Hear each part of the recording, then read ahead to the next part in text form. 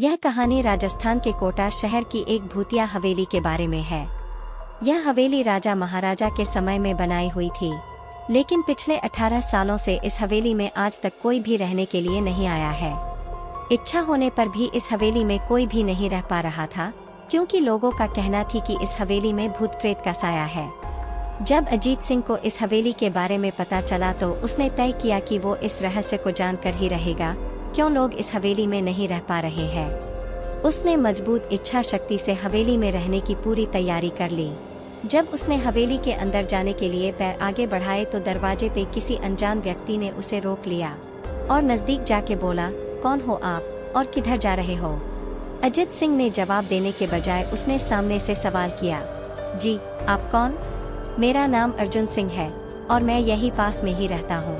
अजीत सिंह ने कहा, ओह अच्छा, मैंने सुना है कि यह एक भूतिया हवेली है और यहाँ कोई नहीं आ पाता है, इसलिए मैंने इस हवेली में एक दिन रुकने का फैसला किया है। अर्जुन सिंह ने कहा, जी हाँ, आपने सही सुना है और आप भी अंदर मत जाइए, मेरी माने तो आप भी वापस लौट जाइए, यहाँ बहुत खतरा है। यह सुनकर अजीत सिंह खुश हो गया, जैसे उन्हें कोई लॉटरी लग गई हो।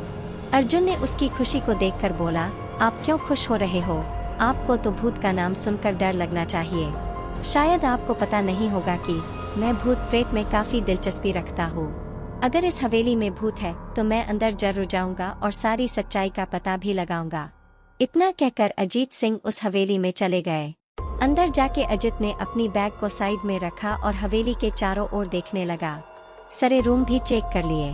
बाद में ड्राइंग रूम में आके सोफे पर बैठ गया। उसने वहां बैठकर दारू के 2-4 पेग भी पिए।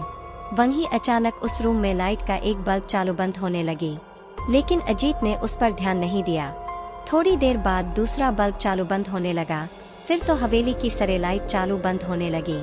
यह सब देखकर अजीत अपनी जगह पे खड़ा हो गया और सावधान हो गया।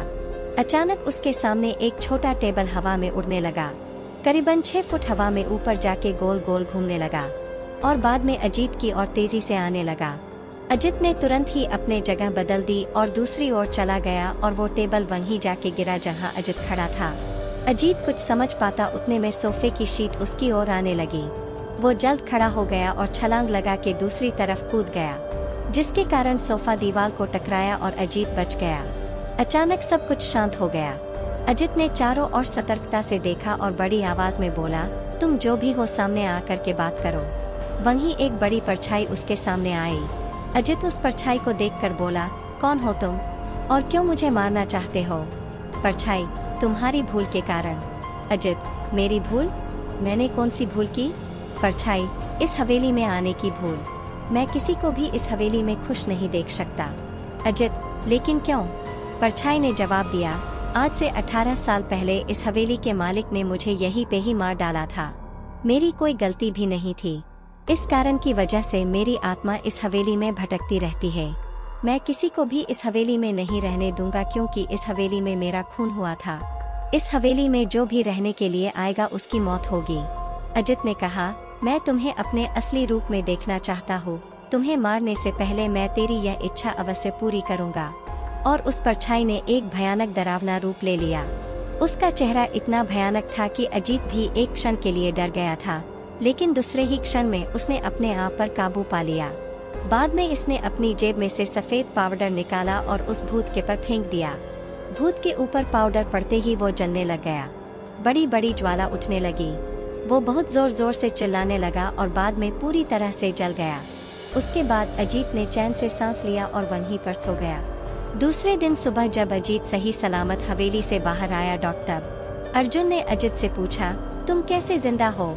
तब अजीत ने अर्जुन को कल रात को घटी घटना को पूरी तरह से बताया और बोला, अब यह हवेली भूतिया हवेली नहीं रही।